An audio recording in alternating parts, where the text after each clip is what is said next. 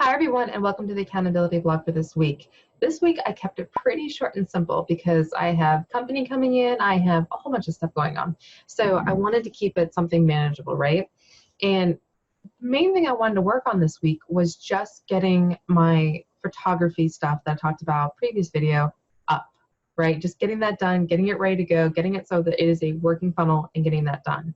And also things have kind of changed a little bit, it's like I decided that I wasn't going to, I'm still going to take on clients, but I'm not going to go after them as hard as I was trying to when I first started this month. Like when I was working in December into what I was going to do for January and all of 2019, I decided that it's too much. I am one person, I can do one thing, and it's going to be better for me to build up the business over the long term and have that be my focus. So that changes things a lot because it changes things into making people, my focus, my clients being the DIYers, right? And just spreading my knowledge and figuring out there. And I will just naturally pick up clients as I go along, but that's going to be my main focus. Like my 9 to 5 is my bread and butter, and that's what I need to focus on, growing that income for the short-term gain. But really, this side business is my side business. It is something I need to grow over the long term, and that's what's going to get me the most returns.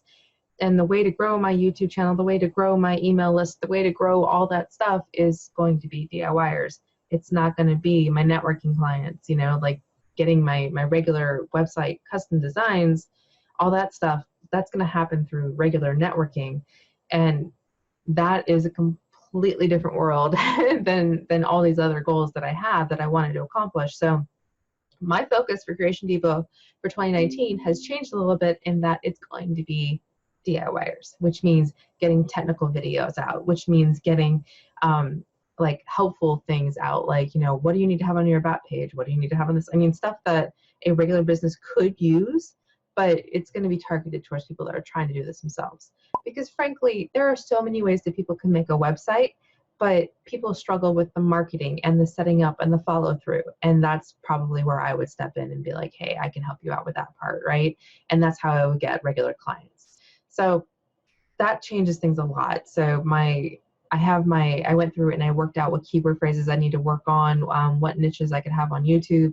And I have written all those down, and I've checked that they're, the keyword scores basically, using TubeBuddy. And I'll put a link on that below if you haven't heard TubeBuddy. I'm sure you have. It is a very common thing. And just kind of figure out what I needed to focus on based on those keywords. So I've got a good list. I've got like 10 major things that I can do videos on, and I'm going to be doing those and rolling those out in series over the next month or two. So that's huge. That's a huge thing that's changed. The photo site launch, I've got it up on Dropbox. It's ready to go. I just got to go back and put the link in the YouTube video from before, and that's done. It's ready to go. And so that's the second thing I got accomplished. And then the third thing was I'm scheduling when I was going to do the next eblast. So I did an eblast to my whole 2 subscribers. Yay! Thank you, subscribers. You've got to start somewhere, right? It's going to be 0, and now it's 2. So it's going to grow, And my goal for that, just to recap, was 1,000 email subscribers by the end of the year. So I've started with 2. So we'll see how I do at the end of the month and how I go into February. It's probably going to be a situation where it's going to limp along, and then all of a sudden, like mid-year, I'll have, a couple hundred, and then like I'll have a couple hundred more, and like it'll just kind of do like, an exponential curve, right? So that's kind of what I think is going to happen, and that's fine because that YouTube's the same way. I had 17 subscribers at the end of December. No, it was like the second week or the first week of January, and now it's the third week of January, and I'm up to 21. So, I think it's just going to be one of those things where it's like it will get more momentum as more people hop on. So, but I need to figure out when I was going to schedule the next eblast. So I did it the previous week to my 2 subscribers. Now, when am I going to do the next one? And I decided I was going to do that next week. So it'll be like a bi-weekly thing, I think is what I'm going to do. And I'm going to try that on for size and see how that does for my time, right? And what I was going to include in it. And I kind of have a list of content, so it's going to be a little easier for me, I think, going forward, because I can just draw from this content about like pick something current, pick something that I'm trying to push, and pick something that is of interest, right? Like a trending thing. and it should make it a lot easier going forward. I'm sorry. That was the other thing I wanted to talk about was, so that was my Skype landline number.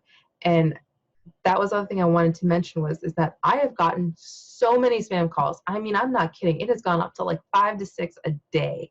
And it's completely worthless to have a phone number when it is nothing but spam calls. I mean, I might miss, it's like if you have an email address and all you get is spam, you're going to miss like the good calls and the good emails that come through because there's so much spam. What I think I'm going to do, I'm still kind of working out the idea, but I think what I'm going to do is I'm going to cancel my numbers, which is crazy. What I'm going to do is not really cancel them, but take them off of public access. So I won't have the phone numbers on my website, and I will have my cell phone number on my business cards and any printed materials, and on my emails. Like, so my email signatures, I'm going to have that there. But I'll still keep the landline numbers because voice over IP works so much better where I live than cell signal does. So I'll still use that to communicate with people, and I'll probably give out that number to actual clients. But I'm not going to make my phone number available, and it's just because the spam has just gotten out of control. I just can't fish out like who's a real person and who's not, and I get tired of talking to a computer all day long. So it's not an effective way for me to connect with people. And if I'm going to the mass, to the DIYers, I don't need to have a phone number readily accessible. So it's kind of because I am now not pursuing the clients as strongly as I was before, this might work.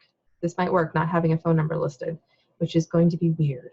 But I just can't handle it anymore. It's just so annoying getting incoming calls, and then you get the person that says they're from Microsoft, and it's just so many scams.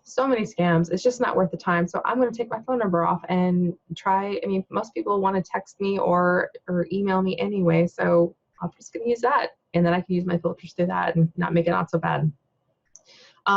And then the last thing I want to talk about was setting up tracking systems for success in Trello. Basically, what I have done, I've made a couple freebies off of this, and it's just basically my YouTube process, or and YouTube process being like not just make the video, but also make the blog post, and then also putting it on social media, and then adding it to Pinterest, like my schedule of how I do things, right? Like I made a worksheet about it, and I will link to it below in the description. And I made it a freebie. I put it behind an email wall, and so I can start getting email addresses in exchange for my access to my YouTube process. And I've done a couple other systems this way, but I have not set them up in Trello because I'm kind of a pencil and paper girl. So I thought I should really put this in Trello and then be able to share that board. So anybody else that wants to be able to have this list or this board in Trello, I can make a digital copy of it and they can just swipe it, but also make a PDF version of it as well. So right now I have a Google Doc written out in addition to actually having it on paper. So I don't know, I wanted to expand the different ways people could access it without having to update it in 30 places. I didn't want to do that either, which is why I made the Google Doc. So I'm setting up that tracking system in Trello, as well as other systems like how to deal with emails, how to deal with clients, how to deal with just trying to make it easier so that if down the road I can bring on a VA, and that's what I'm going to do, because I spend most of my time managing emails, and I spend most of my time just going through processes that someone else could be doing, like, sure, I've got to do the videos, and sure, I've got to write the description text, but that description text could just be ported over to the blog, and I don't have to schedule all these social media things. Like, this is something I could hire somebody to do, but I need to give them an example of how to do it, right? And then it becomes worthwhile to me I can record more videos if I didn't have all these other steps I had to do as well, because again, I have finite amount of time because I can only do this on my lunch hour and before work and after work, and forget weekends. It ain't going to happen on the weekend. So that's where I'm at. So that is my week this week, and the week of a web designer. How many times can I say week, right? This is my week of a vlog of the week of a web designer mom. So that's it for this week, January 13th through 19th. Next week's going to be a little bit more of the same. We still have company. We still have stuff going on. Life's still a moving target. So, all right, that's it for me. I hope you guys take care, and I'll talk to you later. Bye.